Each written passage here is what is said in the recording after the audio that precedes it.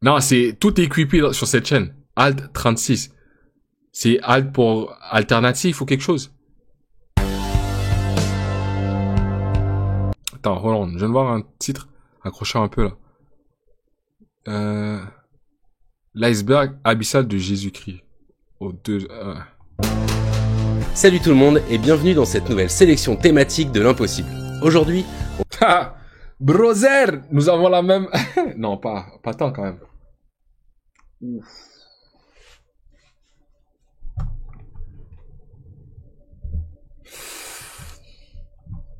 on va se pencher sur 10 tableaux, classiques ou non, qui renferment une histoire sombre.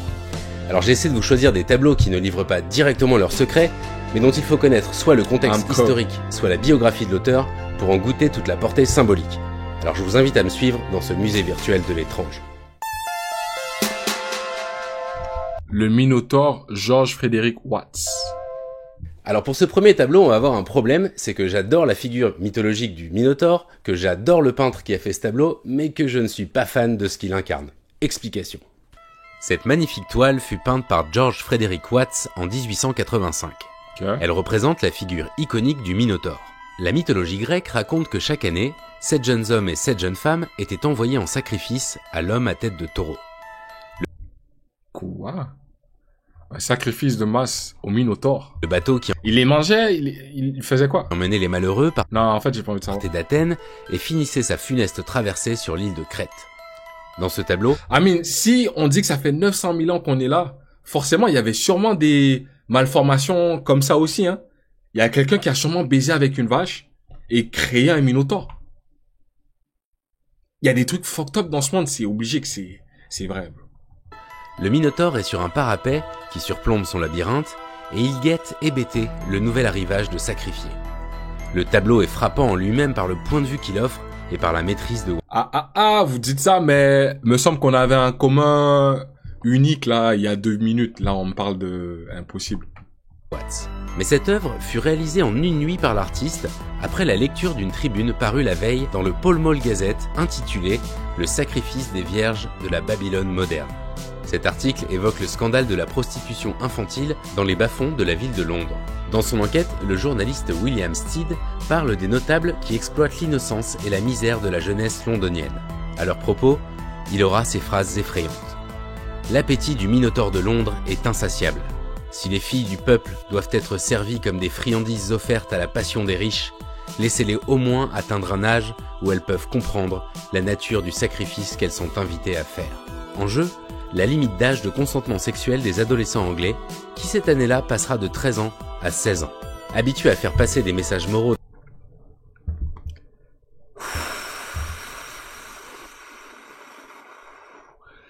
Yo, imaginez les époques, bro. Il fut un temps où est-ce que des êtres humains trouvaient ça normal d'avoir, par exemple, 50 ans.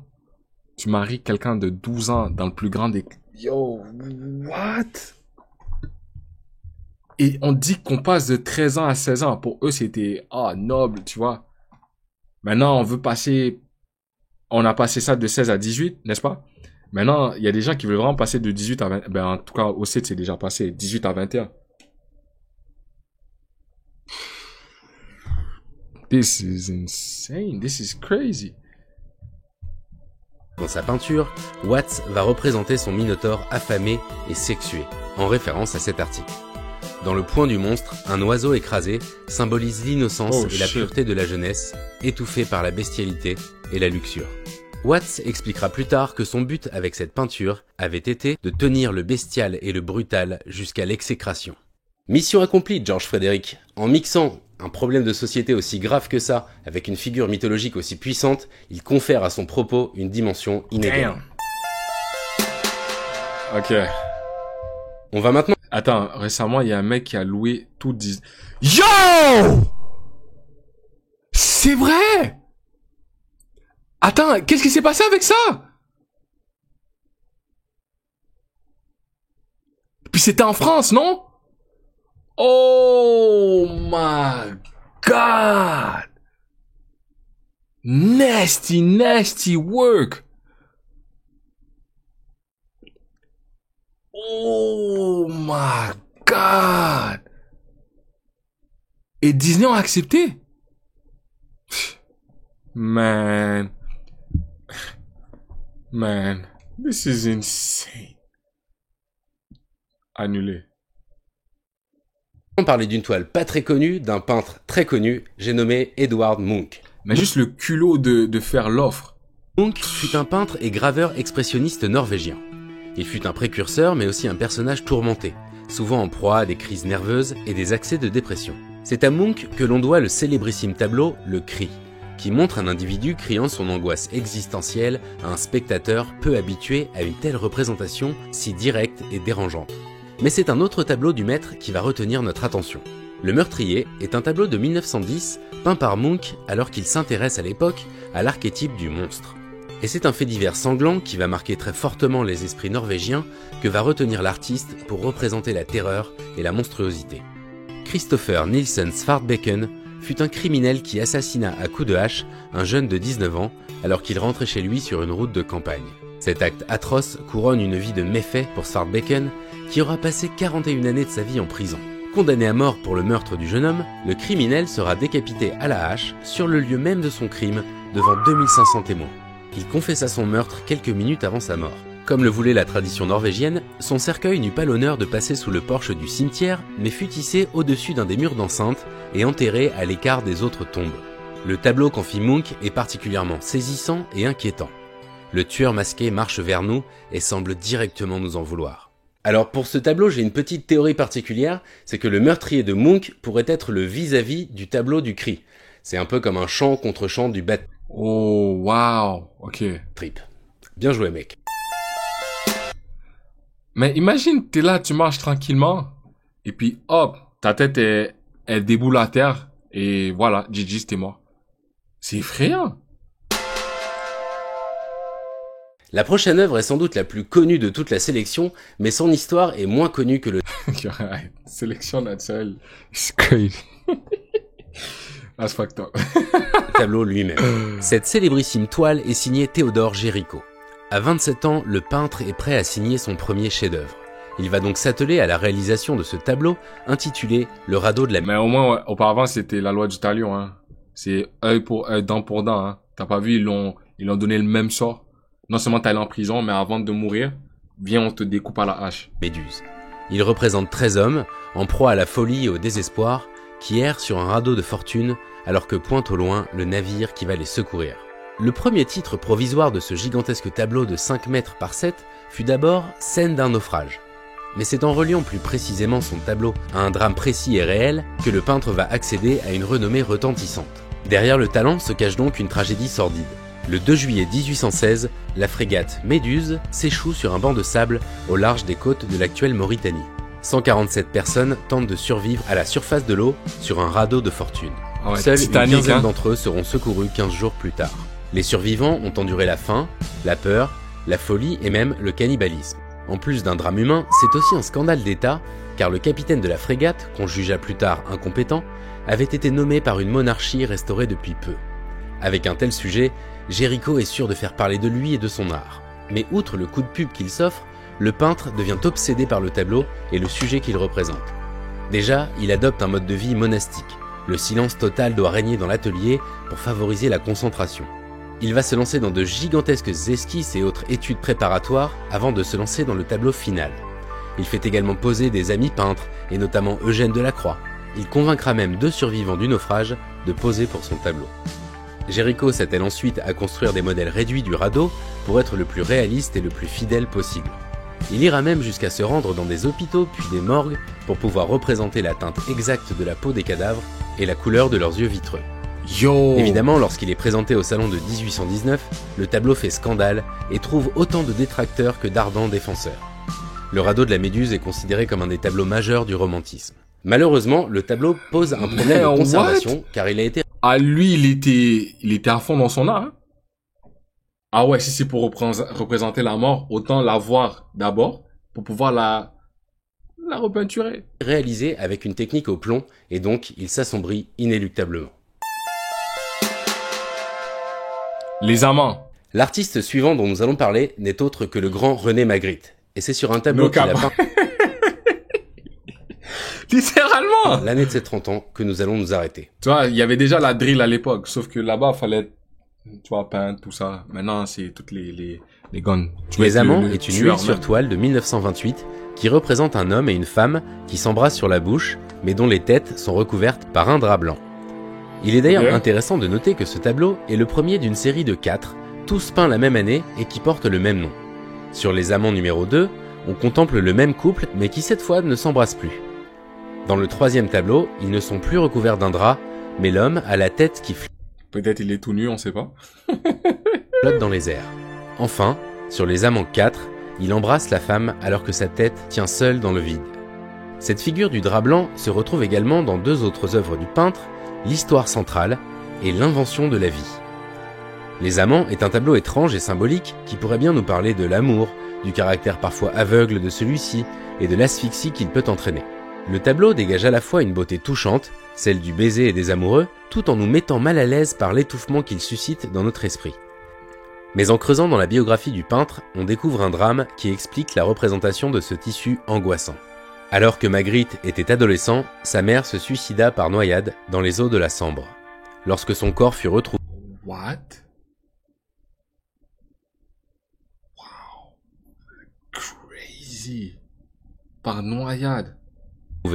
son visage était recouvert d'un linge blanc. Une fois que l'on connaît ce trait biographique de l'artiste, ah ouais, ça c'est des traumas d'enfance. Les tableaux qui mettent en scène ce drap revêtent une dimension toute particulière. L'île des morts.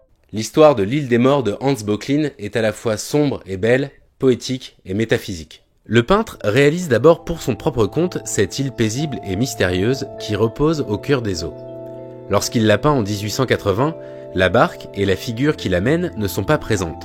Au cours de la même année, une femme du nom de Marie Bernat-Christ lui passe commande d'un tableau qu'elle souhaite propice à la rêverie. Böcklin a alors en tête de reprendre son tableau précédent et d'en effectuer une copie qu'il vendra à la commanditaire. Mais alors que le peintre a presque fini le tableau, Marie Bernat-Christ rencontre un homme, le comte Waldemar von Oriola, qu'elle épouse peu après. Curieusement, la jeune mariée demande au peintre d'ajouter une barque avec un passeur qui vogue vers l'île paisible. Lorsque Böcklin s'enquiert de la raison d'un tel ajout, Marie Bernat-Christ lui révèle qu'elle avait déjà été mariée par le passé, mais que son mari était décédé brusquement. Elle voulait donc, alors qu'elle était sur le point de refaire sa vie, délivrer un dernier hommage à son amour d'antan. En effet, la barque est censée contenir un corps que le passeur emmène vers l'île des morts. Böcklin fut tellement touché par cet ajout et si convaincu qu'il complétait parfaitement le tableau, qu'il ajouta cette barque sur sa précédente toile ainsi que sur les 4 variations qu'il peindra de cette île mystérieuse. Oh, c'est lourd, tu vois à quel point c'est deep. L'interprétation. C'est ça. Arte! L'œuvre qui va suivre est sans doute la plus explicite de la liste et elle nous conte les derniers instants tragiques de David Rizzio. David Rizzio fut le secrétaire de la reine Marie Stuart vers l'an 1564. Fort talentueux et charmeur, Rizzio ne tarde pas à susciter jalousie et soupçon. Très vite, la rumeur court et raconte que Rizzio et la reine entretiennent une relation extra-conjugale. Ambitieux, catholique et étranger, Rizzio et ses charmes sont un affront à la royauté. Tu vois, aujourd'hui, tout le monde baisse à gauche, à droite. Auparavant, tu baises une mauvaise personne, une personne haut placée. On découvre, c'est ta tête qu'on va prendre. Comment? C'est fou, ça. Très vite, des rebelles vont souhaiter... Ça veut dire, yo, back then, tu baises avec une personne, that's it, là. Y a pas de, viens, on apprend à se connaître, viens, on baise. Et après ça, si c'est bon, c'est pas bon, on va voir pour la suite. Une humeur, c'est stab. Yo, si t'es une meuf, t'as une relation avec 2 personnes, on te jette des cailloux, bro. What the fuck? Mettre fin à cet état de fait et l'assassinat de Rizzio est échafaudé. L'expédition punitive s'organise et les rebelles investissent le palais. Pour du sexe, on te coupe la tête. Yo. Les gardes royaux sont vite maîtrisés et le meneur du groupe vengeur, Lord Ruthven, exige que Rizzio leur soit livré. La reine, alors enceinte de 7 mois de son mari Jacques VI, refuse de livrer son ami et confident et s'interpose même entre les protagonistes. Terrorisé, Rizzio se cache... Ouais, elle a goûté, elle a aimé, là elle veut le protéger. Mais à cause de toi, madame, Ils vont l'assassiner. Derrière la reine Mary Stuart et Ils vont supplie qu'on l'épargne. sacrifier. Elle-même sera menacée d'une arme. Les cris de terreur de Rizzio et de la reine attirèrent la population d'Édimbourg qui tenta de venir à la rescousse, mais devant la menace du groupe, Mary Stuart est obligée de les congédier. Après une violente lutte, le pauvre Rizzio sera poignardé à 56 reprises avant d'être jeté au bas des escaliers royaux, dépouillé de ses vêtements et bijoux. Dans les 2 heures qui suivirent ce fait divers, la reine ordonna qu'on enterre Rizzio dans la sépulture des rois d'Écosse, ce qui acheva de confirmer les soupçons de l'expédition d'assassins. Un bel exemple de vindicte populaire comme on les aime pas.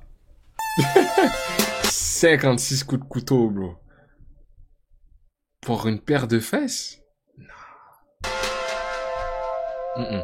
On va maintenant s'intéresser à un tableau peu connu et de petite taille, mais qui renferme une histoire tragique. Ce tableau d'Henry Wallis semble montrer un jeune homme abandonné aux bras de Morphée, la divinité des rêves prophétiques. Il est étendu, paisible, au milieu d'une chambre de bonne qui semble en désordre. Il s'agit en fait du jeune Thomas Chatterton, poète du XVIIIe siècle. Son histoire est aussi tragique et fulgurante que son talent. Très précoce, Chatterton compose des satires dès l'âge de 11 ans et fit paraître à 16 ans plusieurs textes écrits dans un style antique. Il envoya ses vers à certains de ses contemporains célèbres qui lui renvoyèrent sa prose avec dédain, eu égard au très jeune âge de l'auteur. Pour contrecarrer ce problème de jeunesse, Chatterton va écrire ses plus grands textes en faisant croire que ceux-ci ont été écrits par un moine du XVe siècle du nom de Rowley. L'emploi de ce pseudonyme et le recours à une fausse identité vont lui être reprochés au point d'acquérir le sobriquet de mystificateur. Il vient finalement à Londres pour faire fortune, mais une période de misère trop profonde et la mort de son protecteur vont le pousser au suicide. En 1770, après avoir lutté plusieurs jours en vain contre la faim et la tristesse qui le tenaillent, Thomas Chatterton met fin à ses jours avec une dose d'arsenic. Il avait 17 ans et quelques mois.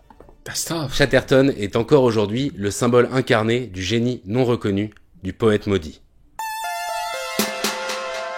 David est la tête de Goliath. Le Caravage est de ces peintres aussi géniaux que torturés et il faudrait des heures pour raconter toute la complexité de sa biographie et de son œuvre artistique. Pour autant, nous sommes obligés de voir quelques points de sa biographie pour comprendre le tableau qui va suivre. Au moment où le Caravage peint cette... Man, on te parle de l'Afrique, il n'y a pas un noir dans ces tableaux-là. Pas un noir dans l'histoire biblique. Comme si nous, on était des PNG, des personnages secondaires. Non, il y a un truc qui est pas dit. Toile, il est au crépuscule de sa vie. Il a de son vivant révolutionné la peinture, la représentation du Christ et les scènes bibliques. Il est l'un des maîtres de la technique du clair-obscur qu'il va même parfois pousser jusqu'au ténébrisme. Un courant pictural prendra même son nom, le caravagisme. Il est très compliqué d'être affirmatif sur la biographie précise du Caravage, tant il fut décrié et adulé. Il y a des peintres noirs connus. Bro. Mais non. Carrément, il y en a pas. Ben, pas à ma connaissance, là. Ben, à part... what's my man's name? Avec les locks new-yorkais, il est aussi haïtien. Basquiat. Ouais, mais c'est quand même assez contemporain. Mais à l'époque, on parle de... Tu vois, médiéval et tout. Ça veut dire, nous, on était que dans les champs de coton. C'est comment, là? Même quand on était en Afrique, avec l'or qu'on avait, les richesses qu'on avait, c'est sûr qu'ils ont brûlé ou ils ont pillé de nos richesses, de notre histoire. Et à son époque, l'artiste était aussi génial que violent et bagarreur. Il sera plusieurs fois dans sa vie mêlé à des rixes violentes qui aboutiront finalement à son exil hors de Rome, la ville chérie qui a vu naître son succès. En effet, le 28 mai 1606, il tue un noble lors d'un duel de rue, et Caravage doit donc fuir la ville. 3 ans avant sa mort, lorsque le Caravage réalise David avec la tête de Goliath, il cache son autoportrait sur la tête du géant. Plusieurs analystes considèrent qu'il peint cette toile comme une sorte d'appel désespéré en direction du cardinal Borghese afin qu'il intercède auprès du pape pour obtenir la grâce du fugitif. En effet, Mais oh, les gars, tu vois, même à l'époque, ça veut dire si tu commettais un crime, ils pouvaient pas savoir tu sortais d'où, t'étais qui. S'ils ont pas vu la personne face à face commettre le crime, oublie. Ta parole, c'était de l'or. Tu dis un truc, tu dois l'assumer. Tu parles pas en mal du roi. On veut rien savoir de ton opinion. Tu veux dire un truc, tu l'assumes jusqu'à la mort. La vraie à l'époque. Yo, si t'as un problème, tu le règles là, tout de suite, là. Viens, on sort les épées, on s'allume direct. Et si il y en a un qui gagne, l'autre, il est mort, il est là, personne va l'occuper. Tu veux te faire un 1v1, tu dis, viens, à l'aube du soir, on va se placer dans les montagnes, et le gagnant, il redescend, et le perdant, il perd sa vie. Damn! Condamnation à la décapitation pesait sur son nom, d'où le choix de cette toile. C'est donc le tableau d'un homme qui se représente en démon déchu et terrassé, condamné à un exil solitaire et lointain. On sait que c'est son visage sur la toile. Genre maintenant, tu vois, t'as des photos, tel criminel, gros chef bandit, machin. Mais à l'époque, là, ils ont pas vu ton visage, t'es cagoulé, masqué. Ni vu ni connu. Pouf.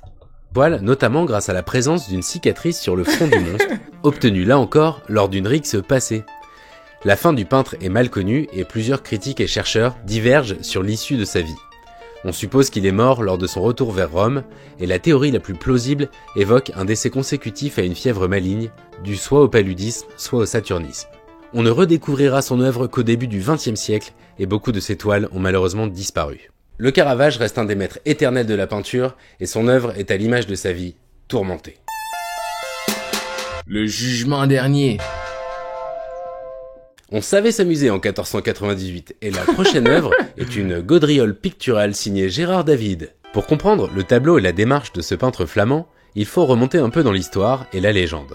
Au VIe siècle avant Jésus-Christ, un certain Sisamnès, juge de son état, se laisse corrompre. Il libère un coupable, un certain... Comment ça... Non.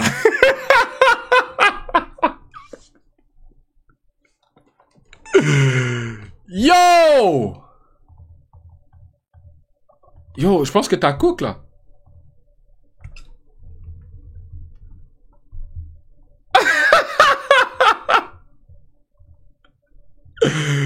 Yo! What the fuck? C'est sûrement son père ou quelque chose. Un de ses descendants, c'est pas possible.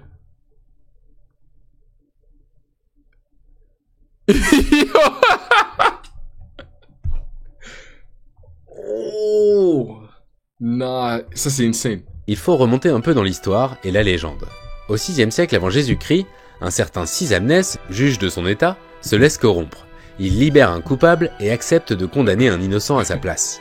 Wow. Mais le bruit de sa corruption remonte jusqu'aux oreilles implacables du roi perse Cambyse II, un mec qui faisait passer Vlad Tepes pour un joyeux de riz.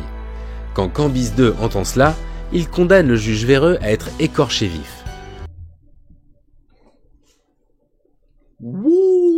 Je vous laisse imaginer la hardcoreitude totale de la sentence, Sisamnès allongé sur le dos, soumis à une torture inimaginable. Et tranquillement on t'enlève la peau là. Yo, what? Vivant là. Moi c'est impossible. Yo, il essaie pas de crash out, il essaie pas de s'en sauver. T'essaies pas de stab 2-3 personnes là.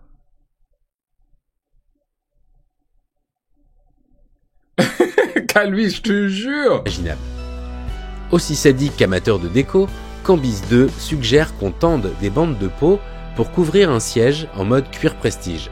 Et comble du raffinement, il ordonne au fils de Sisamnès de siéger à la place de son père, et techniquement sur son père. Yo.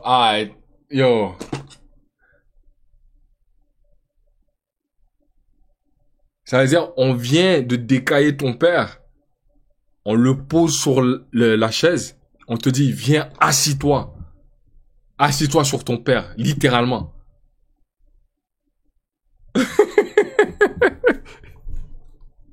En tant que juge, pour qu'il se souvienne toujours de ce qu'il advient aux individus corrompus. Sympa. On fait un bond de 2000 ans pour arriver en 1498, année où Gérard David entend parler de cette histoire. Il décide de reprendre la scène en actualisant la représentation. Et pour quelle raison ? Putain de merde. Eh bien parce que ce tableau était une commande. En effet, le diptyque a été commandé en 14... Yo, je me demande, yo, c'est sûr, Guantanamo Bay, ils doivent faire des trucs, bro. Mais sauf que eux, ils sont plus dans le psychologique. Tu perds la tête et tout. Ça, littéralement, yo, perdre ta peau, te faire enlever toute ta peau. Tu te brûles, t'as mal. Tu souffres pendant des heures. Imagine te faire enlever toute la peau de ton bras. Ah, yo. C'est à quel moment tu passes out? C'est genre quand t'arrives proche du cou, même à la taille et la ceinture, je me dis, je passe out. Tu commences de mes pieds, mes orteils, tu montes jusqu'à la ceinture, je pense que je passe out avant ça. Ou en tout cas, je l'espère, parce que plus haut, là, laisse tomber, bro. Laisse tomber. 1987 par les autorités municipales de Bruges et faisait partie d'une série de panneaux destinés au cabinet du bourgmestre à l'hôtel de ville. Les notables de la ville se servaient donc de ces deux tableaux pour encourager les magistrats à rester honnêtes dans la pratique de leur métier. La classe. Et c'est quelle saison ça, what the fuck? Détail 2-3. L'œuvre qui va nous intéresser pour finir ne parle pas à proprement parler d'un fait historique tragique, mais nous parle de deux sujets hyper cool pour conclure une vidéo, le temps et la mort. Roman Opalka fut un artiste d'origine polonaise qui... Lui, il est blasé, hein. Même plus jeune, il était encore blasé. Il a le regard blasé de la vie. à partir de 1965, décida de se lancer dans une œuvre qui durera jusqu'à la fin de ses jours. Intitulée Roman Opalka de 1 à l'infini, cette série de tableaux consistait en un principe aussi fou que simple. Inscrire soigneusement la suite des nombres entiers de notre système numérique sur une succession de toiles. En haut à gauche de son premier tableau, il inscrit donc 1, puis 2, 3, 4, 5, etc.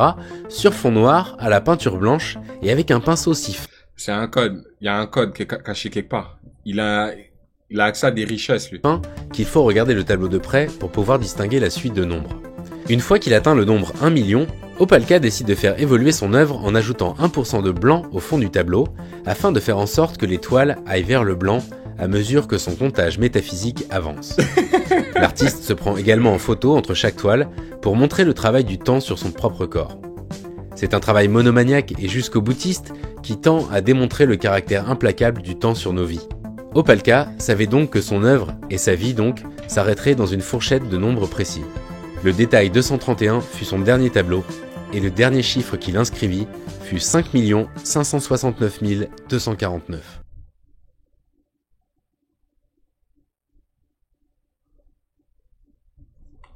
Mais attends, il faisait en continu, chaque jour il l'ajoutait. Non, c'est impossible. 365, on va dire, il avait 60 ans. C'est presque impossible. T'atteins même pas ces chiffres-là.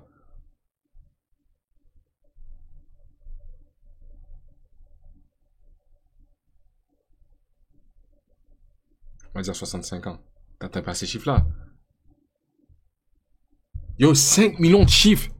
5 569 1249. Mais t'es... Attends, mais tu divises ça par combien?